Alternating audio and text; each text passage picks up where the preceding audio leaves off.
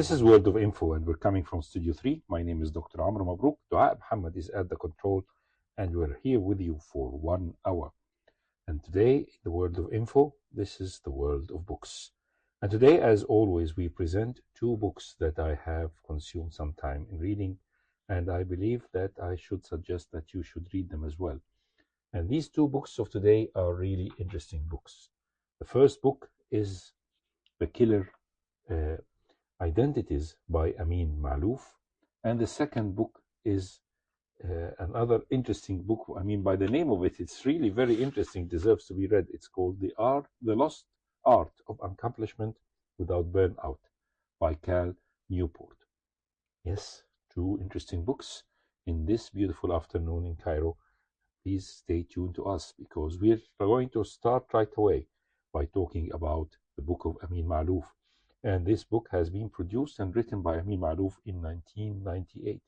But let's go first to talk about who is Amr MABROUK.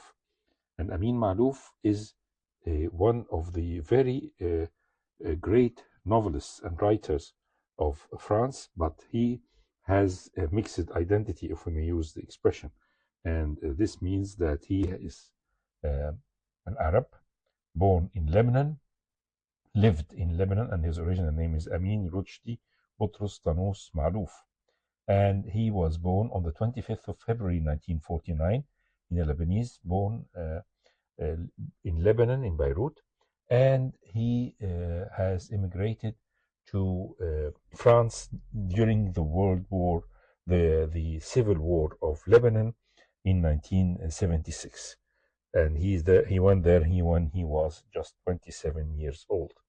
Although he talks and read and speak Arabic fluently and write also in Arabic, but his books are all written in French, and his works have been translated into over 40 languages. And he is currently the secretary of the Académie Française, which is a very prestigious post given for the first time to a French man from Arab descent. And this book that really we have presented parts of his books. For example, The Crusades Through Arab Eyes was one of the probably best known novels and books.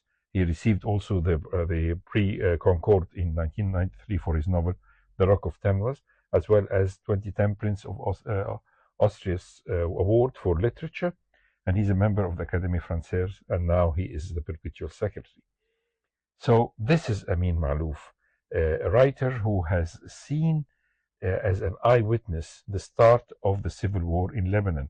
And he was one of the people who predicted that, because he thought that there is always sort of a clash between identities of the Lebanese living together. And he has grown in a cosmopolitan neighborhood, accepted very much his Muslim neighbors and his Christians and Maronite neighbors, but he has suffered during the war, and therefore he decided to immigrate from fear of getting involved in the war, and at the same time from fear of getting killed in this mad civil war of which started in 1975. MABROUK's first book is The Crusades Through Arab Eyes, and he also has written other books. But the book of today is really a very interesting book, because it takes us hand by hand to understand the problem of identities. And the book is called The Killer Identities. And it is because of two things that he decided to write this book. First of all, his mixed background as an Arab Christian gentleman living in Lebanon, born in Lebanon, and then immigrated to France and started writing in French and becoming a French national. So everybody, when he meets him, they always ask him, so who do you belong? Do you think in Arabic or you think in French? Do you belong to France or do you belong to Lebanon? Do you belong,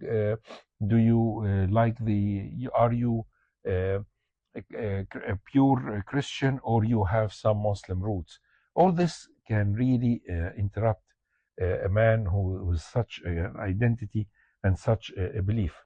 And therefore he has suffered, and therefore he decided to analyze the problem of identity and how the identity can be a killer, not just for the person who is holding it, but also for the people surrounding them. And definitely, this book also is giving an emphasis of two important or three important things that happened in the last quarter of the 20th century. First of all, the civil war that he suffered from in Lebanon, which started in 1975 and ended in the 1990s.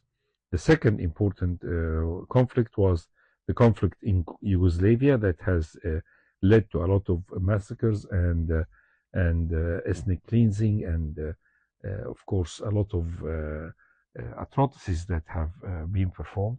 And, of course, the massacres that happened and the civil war that happened in Rwanda at that same period of time, where the Hutus were able, who were the majority, have killed and have done a lot of ethnic cleansing of the Tutsis, and the Tutsis repaid back with a lot of things. So he was trying very hard to analyze this and trying to find a way to understand how we can analyze was what the cause of all these troubles was. The cause of these troubles was the war. Was it the war was inevitable? Have this really could have been avoided, or this has definitely been a problem that is always there. And therefore, the book goes first of all to answer the most important question: who are you? A question that is always asked to Amr MABROUK, and a question that he always prefer to answer, saying, I can be French and I can be Arab. I can have mixed identities, and all these identities should be living together peacefully without harm. It is when one of these identities control a human being and make him feel inferiority by being treated with discrimination, the reaction usually could be a fatal reaction. And therefore, this is how the point that he wants to tell us about, and to definitely to give us an understanding of this point. So stay tuned with us. We're going to get back to you. Listening to the world of info, and we're in the world of books today, and we are talking about Amr MABROUK's book, The Killer Identities. And yes, just to summarize the book and get to know how sophisticated is this idea of Amr MABROUK to try to understand the term of killer identities. He says that this term describes identities that demand exclusive loyalty, suppress other aspects of a person, and justify violence against others.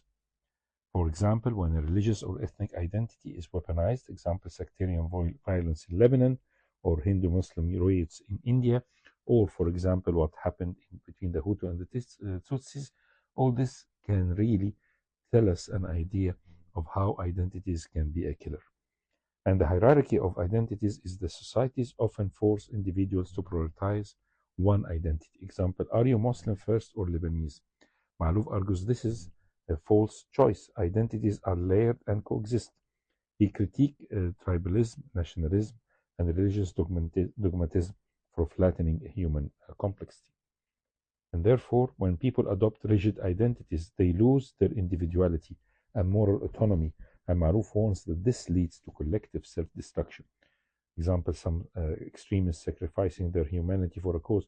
For example, the one who killed Indira Gandhi or whatever, this or her son Rajiv, when they decided to do a suicidal bomb. This is some sort of how identity can really be a killer one. And therefore, he is summarizing the effect that while globalization will connect people, it also triggers a backlash. People cling to narrow identities as a defense against perceived cultural homogenization. Example, anti-immigrant movements and religious revivalism. And of course, we find ourselves talking about language. Yes, English language is one of the languages that is really controlling the whole world and becoming a sort of an international link. But the individual languages should not be omitted. They should coexist. They should live together. Yes, the effect of translation and the effect of nowadays the artificial intelligence that makes you very easily able to listen or to translate things from one language to another cannot hinder the use of languages and making them a sort of an important pillar for identity. He wants to summarize the thing that we can have mixed identities. We should not allow one identity to take over or to become dominant in our field. We can be a foreigner, we can be a European, and at the same time a Muslim, or a European, a Muslim, and who talks English, or talk and at the same time understand Arabic and talks in Arabic. So these mixed identities can really help us to accept each other and to accept the living in these circumstances. But he will also, coming from the Arab world, he wanted to say that sometimes the extreme right movements, for example in Europe, which definitely are anti-immigrants and therefore can put or subject the people of the minorities or the people coming from other countries that have different ethnicity or different language or different religion, can be subjected to humiliation. And the feeling of injustice can really trigger activities that can really be a killer cause. So it takes two to tango, and therefore we should always deal with this by getting it into understanding how to deal with this problem. So after the break, we'll talk more about this. So you're still listening to the World of Info. My name is Dr. Amr MABROuk. Dua Muhammad is still at the control. And yes, we're talking about the killer identities by Amr MABROuk. And really this goes back to something which is really very interesting about why there should be a conflict. Why there should be a conflict of identities. And Amr MABROuk is giving us an example that has been written by Twimpy. Twimpy, the famous British historian, said that for knowledge to spread, there is three ways or three periods of knowledge spread. First of all, the knowledge was there in a certain region, and to be transferred from one region to another, it took very long time. In the beginning, there was no much difference of this knowledge, but we can see very highly civilized eras and countries like Egypt, for example, in the ancient Egyptian times. Egypt had a great advance in civilization, but this civilization was not propagating, for example, to Europe in the beginning, and its propagation takes time until the Greeks or the Hellenic civilization started mixing with the Egyptian civilization and doing this transfer. Then there, at the time of the progress of knowledge and information in a certain region and propagating, like Europe, when Europe passed into the Industrial Revolution, at that time the other old civilizations, the ones like for example the one in Egypt, or the empires that were subjected to a lot of economic riddles and economic problems, and this prevented them from catching the train of development. And therefore this led to a big gap between Egypt, which has been invaded by the Ottoman Empire, and its decline that stayed there for 3 centuries until the French invasion of Napoleon Bonaparte. And then when came somebody who was enlightened, that is Muhammad Ali, he decided that he is going to transfer the knowledge and information from the West to Egypt and start doing this as rapid as possible.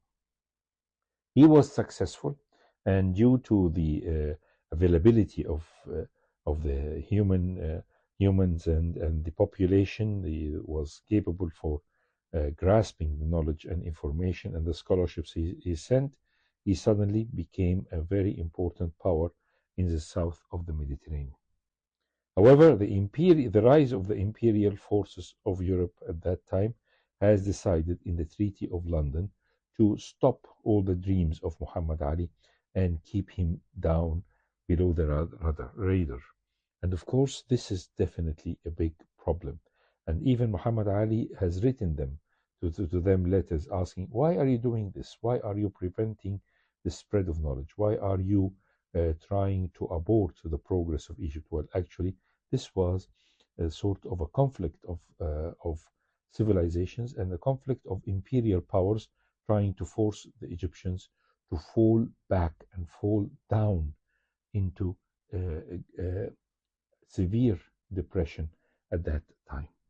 So this is the other problem, is that the feel of inferiority and how imperialism has decided to put down the promotion of civilization and progress in other countries.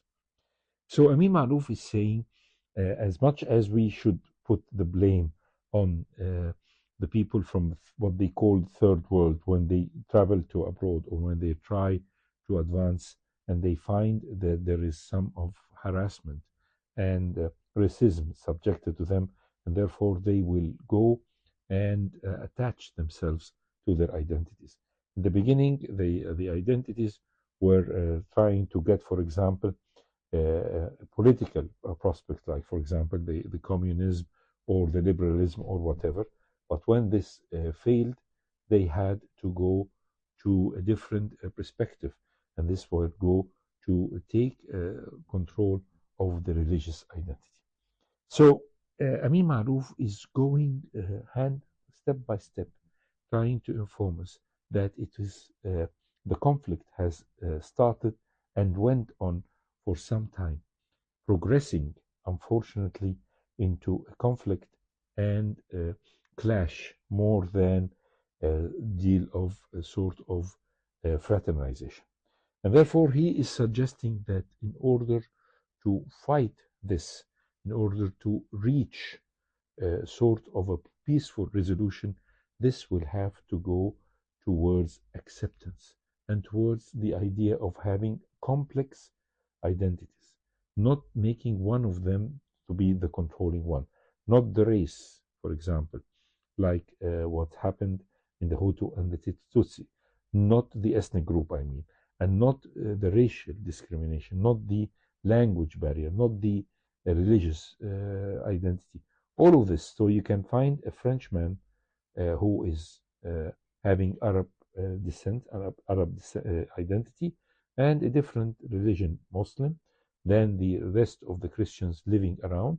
But at the same time, he has the feeling of belonging to this community that he's living for. And therefore, he says that the civilization and the globalization could act as a sort of binding together the people, especially that science and the connection and connectivity of the science is getting very much easily in spreading the information and spreading the time of the world.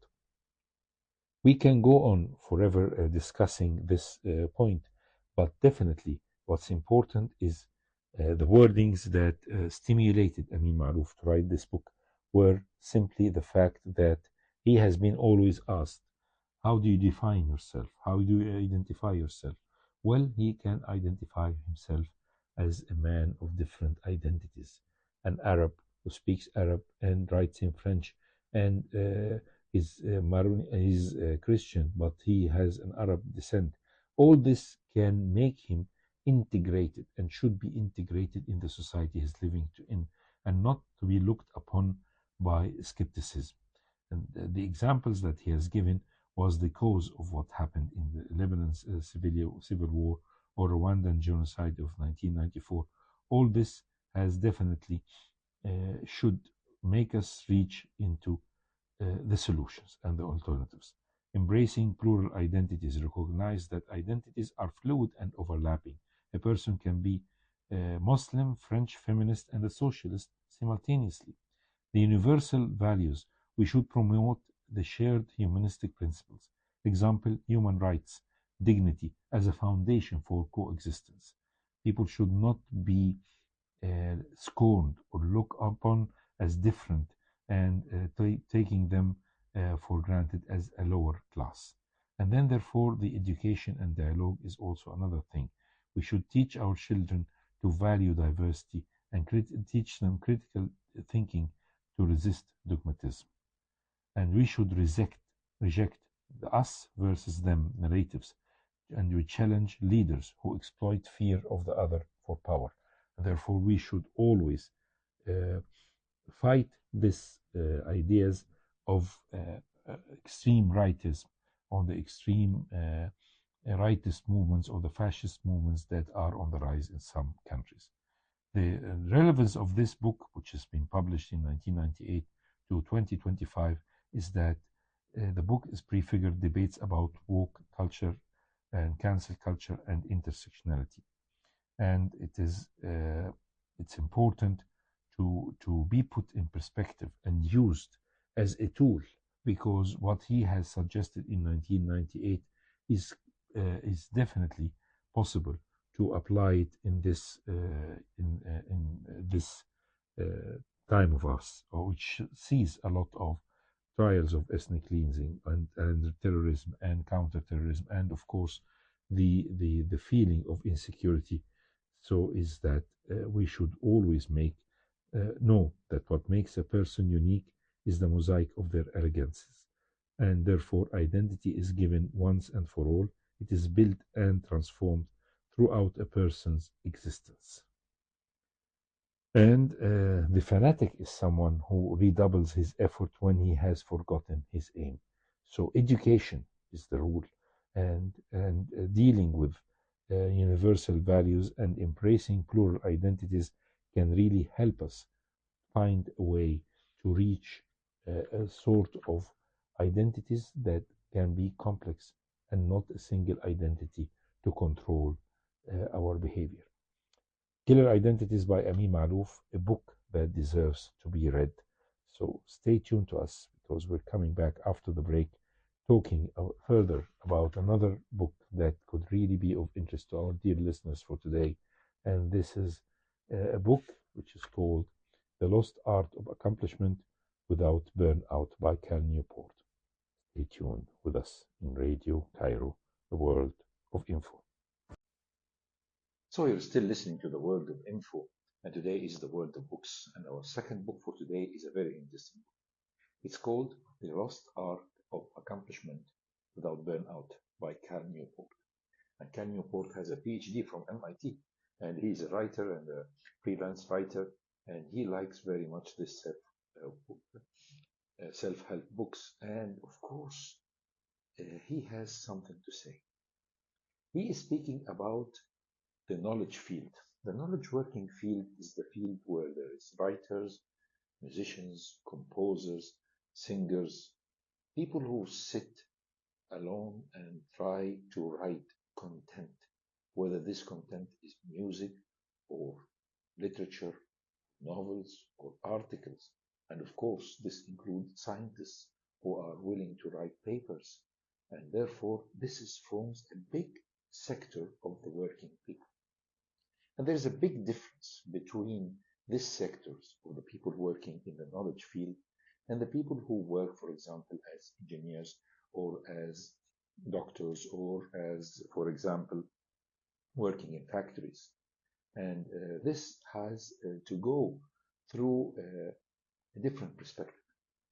We all know how Henry Ford has changed the world of industry by making through the tool line and the line of work, and therefore the assembling line of the cars has reduced very much the working time for building a car. And of course, this is a very interesting perspective, but this can work in industry. This can work as well in agriculture, because people have changed in the technology applying in working in agriculture. Instead of planting for one season and getting after that the harvest, the technology has produced planting 3 or 4 times, and therefore the working hours have increased in monotonous type of work. But when we talk about productivity, he wanted to make, while he was writing this book, he wanted to make an advance of understanding the work environment of people who are working in the knowledge field. and he has sent them questionnaires. And the answer was, we are working very hard, and we are usually burned out, and we cannot organize our time. And to produce something, this is really very hard. And he talked about one of the very famous writers in America, how he was very busy for almost 1 year to write an article in the New Yorker. And he has gathered a lot of information, that all this information that he gathered was now suitable for him to write down this article in maybe 2 articles, because this would include a lot of information that he gathered through this year of research.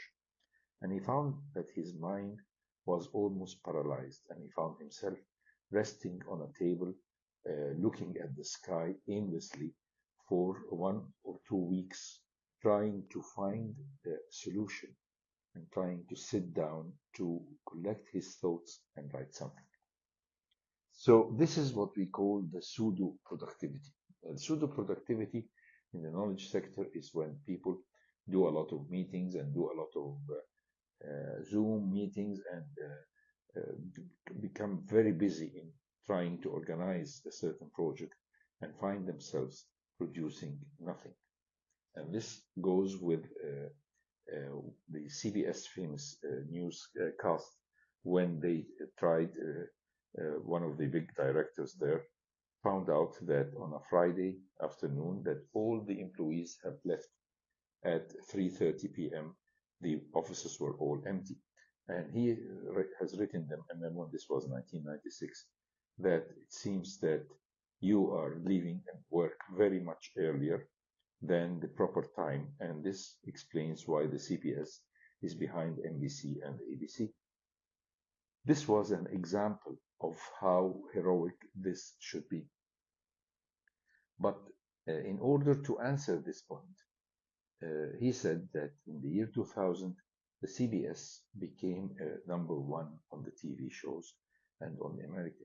And this was not because the people started working until 5 p.m. or 6 p.m., but this became different because one of the writers who was just beginning his career has undergone a lot of finesse in his project of narration until he was able to produce a very acceptable project of a scenario for one of the TV shows that later also, which is the CIS, and of course the Criminal Investigating Service and MIS, and all this has become a taboo that has saved CBS and made it big.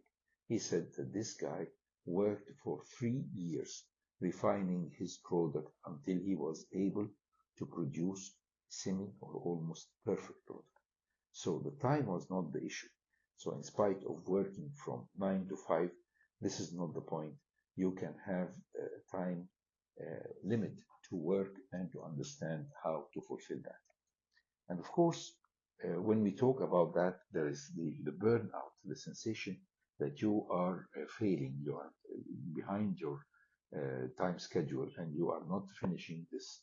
So how can people like this, prolific thinkers, artists, and leaders, they often thrived on balance rather than burnout. So how they did it? So if we take an example of historical figures, we understand that, for example, Charles Darwin worked only 4 to 5 hours a day, splitting his time between focused writing, walking, and rest. Ludwig van Beethoven took long midday walks, carrying a pencil to jot down musical ideas. His best work emerged in bursts, not endless grinding. And Mary Shelley, who wrote Frankenstein in less than a year, but only after long periods of contemplation and her discussions with a lot of peers. So the productivity came from intensity of work plus recovery. Time for recovery is very important. So when we talk about the difference between the knowledge industry and the industry as a whole and industrialization, we'll find a big difference. And that's why people should really try to understand how to do the focus and to come out with the work without being burned out. So he has Cal Newport has decided to give us some advice. He said the only way that we can excel without burnout is to put a balanced life. So we have to do fewer things to avoid the pseudo productivity, to avoid the burnout feeling. So we limit the big. That is to say, we don't go after a very big task and think that we can do it. We can divide this big task in smaller tasks, and then we should work only very regularly to do step by step. And we should limit the missions. So you cannot go into 3 or 4 or 5 projects at the same time. And at the same time, you have to limit the daily goals. Your goals have to be reasonably set with your time schedule so that you don't find yourself sitting endlessly on a desk. And always try to contain the small. For example, when Benjamin Franklin, who was a very tedious, hard worker, when he started working in his print industry, he found somebody to designate the job to him and therefore reduce his task and his work and trying to designate and let other people work. So another important point is to put the tasks on autopilot. The autopilot meaning that you will say, I will do this every day from 9 to 10, and then I will leave this problem and I go to another problem and I will deal with this problem on Sundays or Mondays and Tuesdays, and I will leave it for on Wednesdays and Thursdays. This will make the task divided into a real possible schedule so that you are working scheduled hours for each problem. And therefore you synchronize the management of these problems and together. And therefore, the other important, very important advice is we don't push, so that when we finish a task, we send it to the other station behind us. This is wrong. We wait and we give time for the other station to finish whatever they're doing and to pull the new task to do it. This is a very clever, sharp way to understand how you can organize and synchronize your work. It's always this you can find in scientific papers and in working papers or producing papers. This is the same thing for me, for example, in doing medical research. One person will have the idea, and then you will have the brainstorming of the idea. And then you will divide the work on the members of the team. And then the members of the team, each of them will try to solve the problem that is designated to him, so that the problem is divided in 3 or 4 questions to be answered, and every question is answered by this member of the team. Then you're going to gather this puzzle in one intact mosaic. This might take time, but this is the right thing to do. And therefore, we have to work at a natural pace. And working in a natural pace is very intelligent to do and to grasp it. For example, there was an anthropologist who studied primitive tribes in South Africa, how they are managing, and these are hunting tribes in comparison to the agricultural tribes that were living around on the borders of these hunting tribes. And he found out that these hunting tribes are very well nourished, and they are organizing their work at their own pace. They don't work more than 20 hours, but this 20 hours is quite enough per week. This 20 hours is quite enough for them to get the food and arrange its processing from their hunting work. So it's not the fact that they are always tense and waiting to find something to hunt for. And therefore, they have chosen the piece of land that have available things to be hunted, animals to be hunted, and therefore they always can organize their time between leisure and work. And that's how we should work at a natural pace. That might take a longer time, but therefore you have to find an easier way to do it. And you have to have a plan. And the plan is not tomorrow or after tomorrow. We have to make a 5-year plan. And you can even double your project timeline simply for simplify your work day and always learn how to forgive yourself and embrace this seasonality. And when we talk about that, we define a short work year. And he has given an example of Ian Fleming. Ian Fleming, the famous writer of the James Bond series.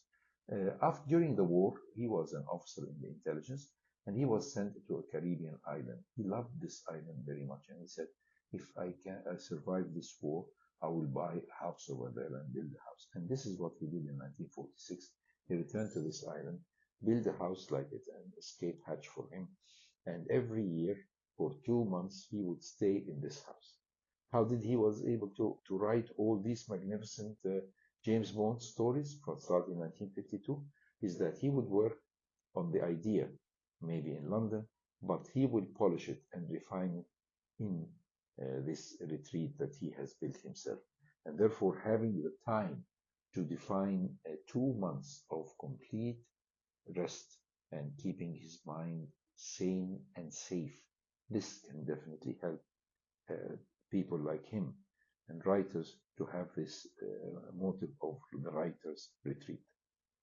The last point that the writer has managed to give us, and that is Cal Newport, was to obsess on quality.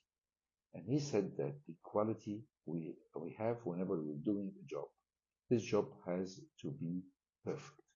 And therefore, when you have decided to take up a project, you have to concentrate on fulfilling this project to the best or the best possible quality. And this is what's the big problem. And time is not the management. What's important is to perfect the quality. And he gave an example of one of the famous singers who has worked very hard on her first projects of work and songs and writing and composing until she was able to succeed. When she presented her songs, they were suddenly a real hit. She has did not give in or give up for the lack of money or lack of funds to give up a certain work that is not satisfactory to her obsession. And this is what's important. And so some people would say there should be a rhythm for working, for focus. So if you, for example, you have to work on a certain problem, give yourself a time. And this will be the optimal work pattern. 90 minutes of deep focus. In front of it, 20 to 30 minutes of true rest, whether this is walking, napping, daydreaming, but definitely not scrolling. And the role of rest in creativity acts like an incubation period. Many breakthroughs happen after stepping away. For example, this is Newton work or Archimedes in Eureka. Sitting under the apple definitely was not giving him the idea of understanding gravity, but living in a docile escape from the plague that was common in London, and he escaped to the countryside and had all the time to relax, meditate, and find the real reason he wants to understand. And deliberate rest is very important. So the wrong understanding that more hours will give more output, this is not true. This could be true in factories, in the Ford assembly line. Yes, this could be true, but in other way around, in the knowledge industry, this is not true. More hours or sitting on the desk is not going to get you more writing or whatever. Definitely, it's definitely different. And this is the example that he has given, is that elite athletes will train less than amateurs because recovery is part of the performance. So why don't knowledge workers do the same? So what we should avoid in the years here today is that digital distraction and always online can definitely distract us from the work. So yes, you have to give yourself rest, but you don't have to do of the hustle of going online and doing the scrolling. So the hustle definitely is very important. And the idea that if I'm not exhausted, then I'm not working hard enough, this is not a true thing. Rest is not for the weak. Rest is for the producing and the working person to do. So what we should learn to do is to work like an artist. We work deep work, and then we have real breaks. And the balance for the effort and the recovery is very important. The same as we said about the seasonal, the idea of Ian Fleming and how he was able to produce the extensive work of his. Another example of embracing the strategic laziness is what Bill Gates do. For example, Bill Gates takes think weeks. Twice a year, he isolates himself to read and reflect, while Warren Buffett spends 80% of his time reading and thinking, not reacting. This is something we really have to understand. The ancients didn't have productivity hacks, they had wisdom. They knew that rest was not the enemy of work, but it is its partner. The real lost art is not hard work, it's working deeply, then resting deeply, so you can keep creating without being burned out. This book is definitely a great understanding, and it's really important to understand how we should go for it and try when we are working in the knowledge field to have certain things like that. And of course, we should work on it and understand the ideas of Cal Newport, a book that has been produced in 2024. Well, with this we come to the end of our program of today, The World of Info. Today was The World of Books. Stay tuned to Radio Cairo. My name is Dr. Amr MABROuk. Dua Muhammad is at the control, and hopefully we'll see you at the same time, same station next week. Stay tuned to Radio Cairo.